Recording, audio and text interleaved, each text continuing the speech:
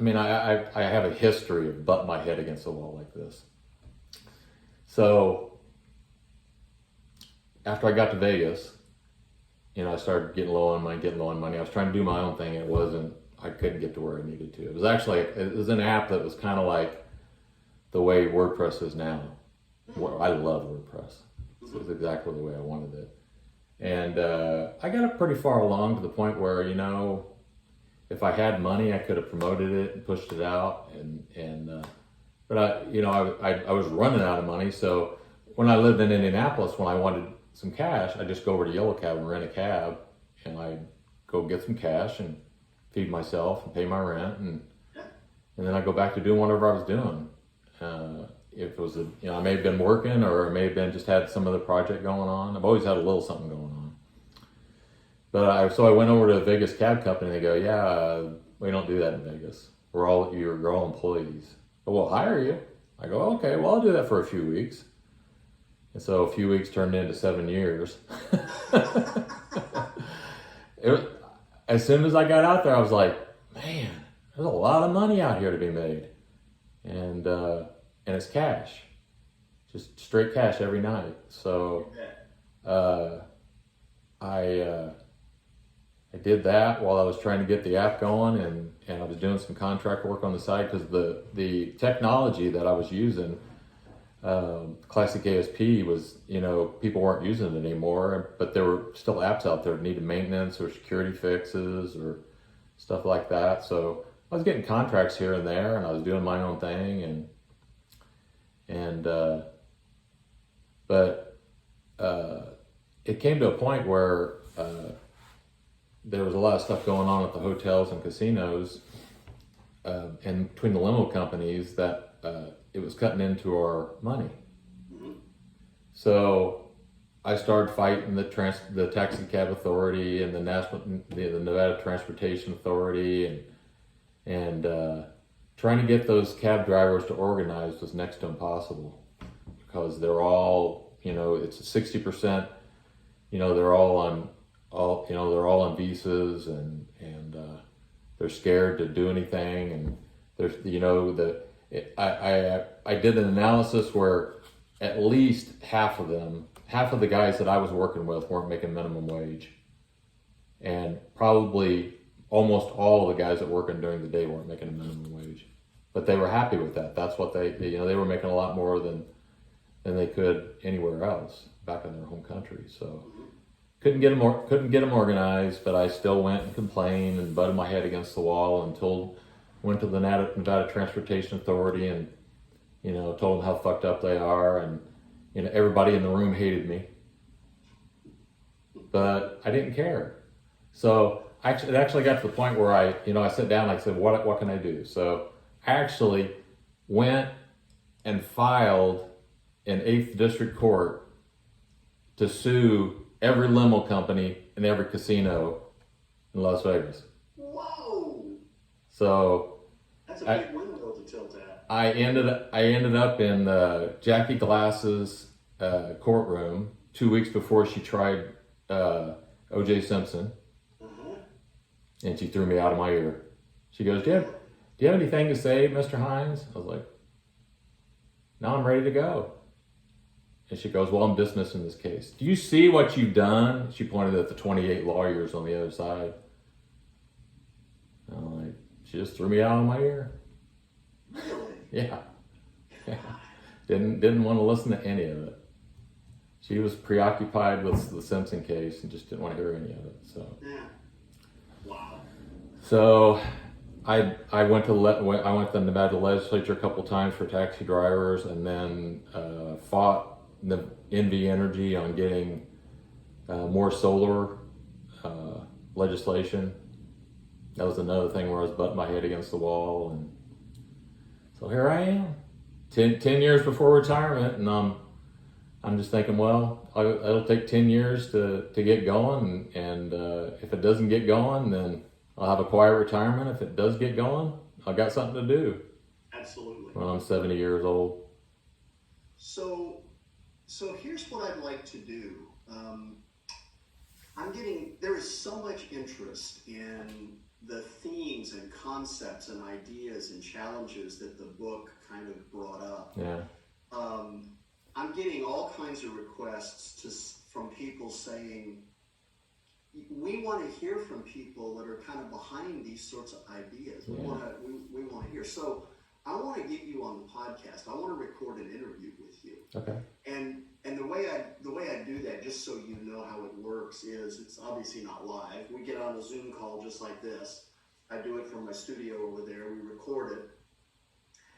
And what I do first is I send you a list of questions that come to me that, I'd love to hear these responses from you. Right. And then the very last question is always, what do you want me to ask you that I haven't asked so that you can talk about something that you think is important? Okay. Right? And then once I have that, I go away and I edit it into what sounds like a seamless conversation. And because it's not live, if you get halfway through an answer and you don't like it, you just say, hey, I want to do that again. Sure, do it again. I'll use the good one. Yeah. Then when it's done, when it's ready, before it ever sees the light of day, I send it to you. And you listen to it, and so that you have the opportunity to go, can I re-record that answer? I didn't like that. Or, we forgot to mention this. I want to make sure. And then we finish it, and when it's good to go, then I publish and I send you a copy, so you can use it any way you want to. You can put it on your own website, put it on your blog, whatever works. Cool. And so the next step would be I build my question list and send it off to you so that you can fold, spindle, and mutilate it. There I go, dating myself. Make any changes to it that you want. Yeah. And then we'll go back and forth and get it ready. And when it's ready, then we'll schedule an hour on the phone or on Zoom and make it work. Okay. I think it'd be really fun. I think it'd be really, really fun. This is a big deal. I love just sitting and talking about it because it's, I try to write as much as I can. I try to figure out ways in which I can, interface with people. And, I'm not getting a whole lot of traction, but I'm getting a fair amount of traction. So, when we started, when I started, it's still me, just me. I'm not getting too much collaboration. There's a fella in named Robert Johnson in Fort Worth, Texas, who I came across him 2 or 3 days ago. I just followed him on Twitter, and he sent me something back. He goes, "Can I send you a document to read?" It sounded like the exact same stuff we're talking about. Only he had thought into a couple of things, and he has somebody who's helping him, make his ideas sound a lot better. And he's thought into a couple of things that I haven't really given much thought to. Immigration. He has some very specific ideas about how we could fix specific relationships in immigration that I've never thought of, and I thought were very interesting. And I'm getting ready to write an article about ideas about national service. And he wrote a section on UBI, which I have totally dismissed, and read it like, that actually makes sense. Interesting. That actually makes sense. Interesting. Yeah, because my whole thing is, we're sending almost $4 trillion to the federal government, and it's already spent. Because the budget has no innovation whatsoever. They're not looking at it. They're just filling out a form and pushing it forward, and they're not thinking about what they could do. If they could consider innovation. You're just using their status quo and pushing it forward, and sending all that money back out, and then they realize, oh shoot, we need some more money. Yeah, borrow some more, print some more. It's crazy. So well, and what's interesting about UBI is that UBI is sort of a macro version of, the way I look at it, of minimum wage, in the sense that minimum wage was never intended to be your salary. It's supposed to get you started in the workplace and give you a little bit of a bump so you can actually earn a skill or learn whatever you need to learn and move on. And the UBI concept is kind of interesting because for someone that has energy and drive and the grit required to move themselves forward, that gives them enough to live on, and they can do what you're doing. They can innovate, they can write, they can develop software, they can build robots, they can do whatever it is, and take these incremental jumps as they go along. Yeah. And, man, who's talking about that? That's the powerful part. Yeah. Instead, what do we hear? Oh, it's the WPA all over again. Yeah. Well, truth is, if you look at the WPA, it actually did a lot of really good things. Yeah. You know? Well, this is the way I was looking at it. Actually, as I was reading his thing, I was thinking, that his idea was there are so many groups within Health and Human Services, and it's got such a big budget. You know, there's so much overhead for every department. Why not just eliminate them and just send out a check? And this is what I was thinking while I was reading that. First of all, you know, I've been so far right for such a long time that it was hard for me to grasp that there's a possibility that you could send a check directly to somebody and that'd be okay. But I when I was doing the solar thing, after the second time I went to the Nevada legislature, we put a grant in. I came back with the idea I was going to put together a program to train electricians and anybody else that wanted to join the class to install solar. So I went over to ABC and I said, have you thought about this? And they go, yeah, we've been thinking about it, but we haven't done it yet. So I go, well, let's do it. So 3 weeks later, me and two other guys were teaching electricians how to install solar. We started solar forces, and for 2 years, that's what we did. We trained 1,200 guys to go over and get their state license for installing solar, because there's a license required here. Well, in the meantime, at the very end there, we were kind of getting to the point where, you know, it was getting a little expensive for a good number of people. They couldn't afford it. So we applied for a grant and we got turned down. And we thought, how could we get turned down? We just barely asked for enough to cover our salaries. Well, and it's job creation, for crying out loud. Yeah. And they said, you didn't ask for enough. You didn't ask for nearly enough. So there was another grant that came around that was more for energy efficiency, and we jacked it up. We multiplied it by 800% and got the money. So I'm thinking from that perspective, you know, that's my aha moment. How inefficient is it if that's the way it's happening everywhere? And so we're sending you $4 trillion.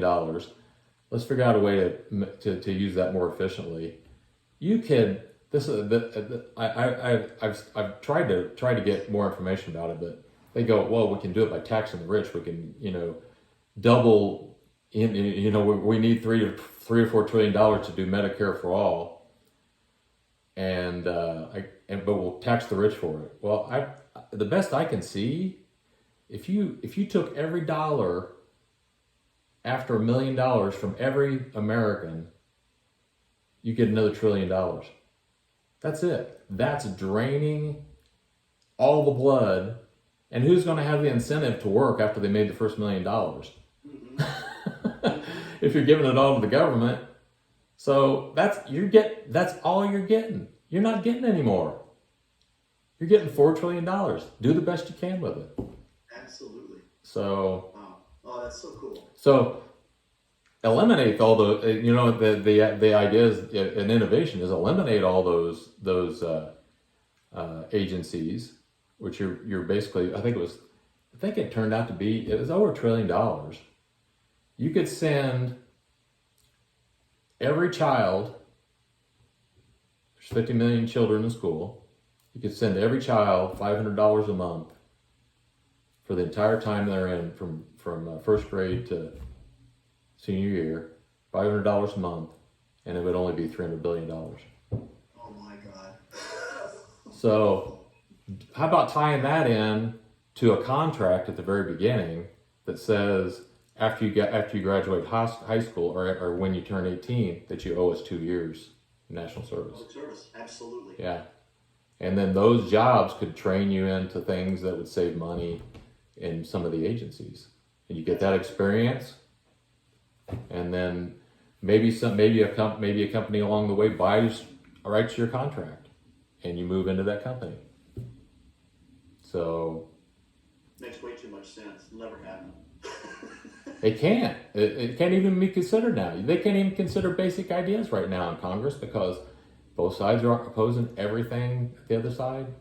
So you can't even, those things aren't even being considered.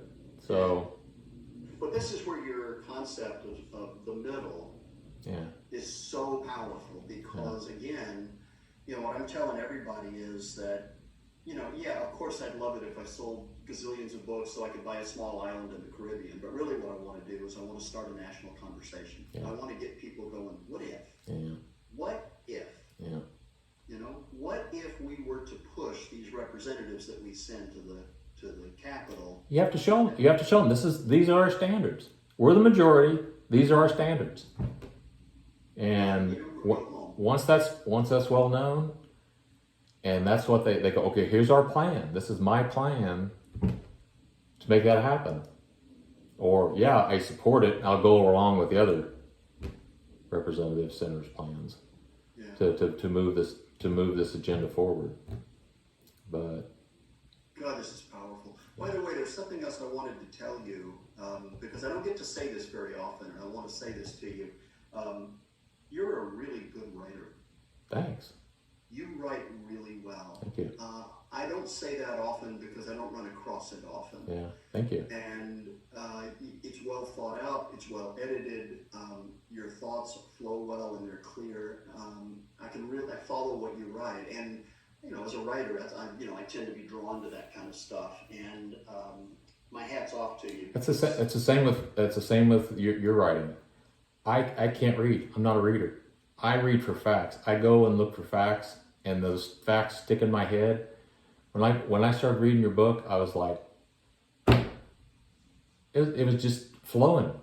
Thank you. And there's the same thing with this Robert Johnson fellow. I started reading that document and go, I am spellbound. And then I went back and I go, I need a more powerful word, gobstop. It's just, if it's flowing, it's flowing. But I just, and also just like you, I started thinking about these things and in earnest 15 years ago. They've been dammed up in my head. I actually have timestamps to show it. I got alluptous.com and nowenoughsenough.com 15 years ago. So I've been thinking about all this stuff for, forever. And it's about time. And all these symptoms of the problem, people believing that, we're systematically racist, and this is the best country in the world. There's no place on earth for anybody of any skin color to be. And if you can't make it here, Yeah. And, since basically 2000, I have lived on airplanes, and I've worked in over 100 countries and extensively. A lot of work. I could see that in the book. I could see all those experiences coming out of the book. And the only slow part of the entire book, and I said this in the review, was like the middle part where you're explaining everything that you envisioned in Africa, and I could just see you there. I could see you there going, what if we did this, or what if we did that? And I love it. It all came out there. So, well, what it's proven to me is that there's no perfect country. They don't exist. Yeah. But I think Tony Blair said it really well when he was still in power, and he said, my measure of the goodness of a nation is the ratio between the number of people trying to get into that country and the number of people trying to get out. And he was, I don't remember what the context was, but he was talking about. That's perfect. That's perfect. It is. Yeah. He said the ratio is moving in the right direction. Yeah. And that's the kind of stuff that people forget about. And, do we have problems? Yeah, we do. We have big ones. But we try to fix them. We have the freedom to do what you're doing, to question the way the system currently works. Yeah. And if enough momentum happens, then change happens. And there's nothing you can say on any of the platforms where affect rules the day to let people know that. That's right. You can't go on there and convince them that you just said something that would get you murdered in most countries. Disappeared. Nobody would ever know that you existed. And because they'd probably go back and kill everybody that you know too. That's right. This is the country to be. There's no place else to be. Yeah. So we'll see. We'll see if we can dredge up that majority out there and get them to start expressing themselves, even if it's with a yay or an nay. Absolutely. Speak up. You got a voice for a reason. Yeah. All right. I'll tell you what I'm going to do. Let me spend a couple of days and put together a question list. Okay. And I'll fire it off to you, and then you mark it up, and then we'll pick a time and we'll get on the phone. Okay. I think this is going to be a really, really powerful and fun conversation. I think so too. We'll get us some visibility. On average, I get about 35,000 downloads per episode. So cool. We'll get this in front of a lot of people, and I think it may be the beginning of a series. Yeah. Good. That we want to do. Maybe we get this guy that you met at some point. Yep. Maybe the three of us have a conversation if we think it works. Yeah. He's pretty sharp. He's and he goes, I'm great at organizing people. I go, dude, if you're great at organizing people, we're gonna mesh just fine. Because if we got a like mind, because I'm not. I can lead by example. That's the best I can do. I'm not charismatic. I'm not the smartest guy in the world, but I can lead by example. I can tell people that take this and do the best you can. Put the right people around me. It's the best I can do. So. Well, the most important lesson, I teach a lot of workshops on storytelling, how to use storytelling as a powerful tool for doing what you do. Yeah. And one of the most important lessons says that if you want your story to have impact, you have to show them. Don't tell them, show them. Yeah. And that's key. And that's key to leadership. It's key to everything. And, I can sit here all day long and tell you that, smoking is bad. Yeah. But, okay, whatever. Yeah. But until you see a diseased lung or somebody that's died from it or whatever, it's not going to have the impact, And so telling a story that creates an image is everything. You know what? I've had this is I don't know. It's just one of the things that I've done in my life that I think that I wish it could catch on in a bigger case, and it has to do with smoking. I'll mention to somebody that's smoking, has been thinking about smoking, so they can't stop smoking. I go, well, it gives you control. There's this always over impending, how am I going to die? You're giving yourself an answer. I like that. Every one of them stopped smoking. And I didn't say a thing to him. I didn't say, oh, you stopped smoking. That's awesome, buddy. That's it. I love it. Yeah. It's just, you just throw it out there and you go, yeah, well, now you got control. That's, and then I guess they're kind of thinking, well, I guess that's true. I'm controlling how I die, because I don't know how I'm going to die. Yeah. How interesting. It's weird. It's weird. And I kind of think about that in other psychologies too. And I actually hadn't thought about that in a while. Maybe I'll think about that in terms of another article. So, I would. Yeah. I think there's a direct link to what Yeah, exactly. So, interesting. Yeah, so that Melody Barnsley, I was going through this during a few weeks ago. There was this American Talks thing. It was a week long of talks that Listen First kind of promoted. So on Saturday and Sunday, they had direct conversations, and I participated on the Saturday.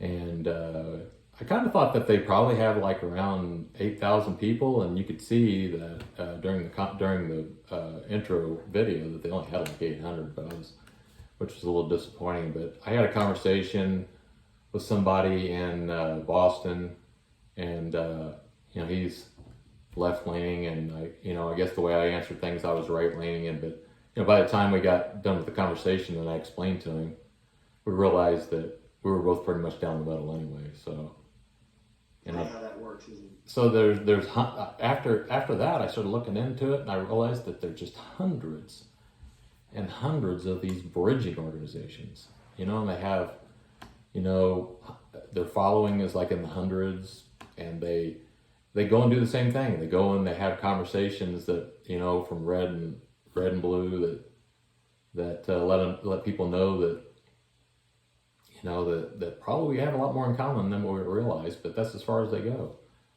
They're offering hope, but I'm trying to find an organization that says, okay, well, from this conversation, these are the things that we glean from that, and these are the things that we should try to list as being common ground. But I haven't found one yet. So, but one of the groups that met during that week was the Fix Us organization, and it was like 30 people that they say are the biggest brains of. And they said, well, we didn't really come up with any answers, but we came up with a whole lot of questions. And they published a document that had 8 or 10 questions, and about 20 of the experts, made comments. And one of them was Melody Barnes, and it was like, it should be data driven, and it was an awesome comment. And I look back, and she was involved about 5 years ago with this Moneyball for Government thing. It was off of the movie Moneyball, where they did they put a baseball team together based on data. Analytics, yeah. Yeah. So then why don't we do that in government? So I'm on board for that. Listen to some of her talks, and and all the time I'm thinking about your book and your president. And that's who I was envisioning. It was her face that I was envisioning the whole time. And then she's making these statements. And now she's the head of the University of Virginia Democratic Initiative. And her quote a few weeks ago in the paper was, some people think that our problems are based in white supremacy and racism and something else. And I was like, where did the data-driven solutions go? Now you got $100 million. Basically, they got $50 million from a family that owns majority of the Golden State Warriors, and then they kicked in another $50 million from the university, and they started the Democracy Initiative. And the thought off the top of her head is that the problems we need to solve is white supremacy and racism. Like those are the problems, and not just the symptoms or the extremes of what we're up against. Yeah. It was very disappointing. I sent the head of I sent the dean an email and saying, congratulations on this. Here's some thoughts that I have at the website. You're free to use them, and then asked her. And I tried through Twitter, and I tried through her email. I haven't heard anything back. But is this what you actually meant? Is this quote actually what you're trying to solve? And said the same thing. There's some ideas. You're free to use whatever's there. Interesting. Yeah, it's weird. Just like it was like a different person all of a sudden. I got $100 million. I got $100 million, and now I'm gonna fight white supremacy. I don't know.